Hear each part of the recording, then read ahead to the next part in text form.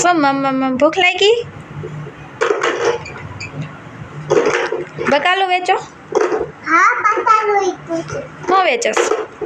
બકાલું. બકાલામાં શું રાખ્યું? બકાલું આખું. ટમેટા હે? ટમેટા હે. આપો તો.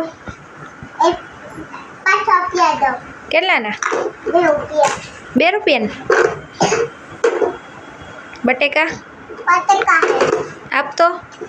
એક 5 રૂપિયા આપો. હાલે.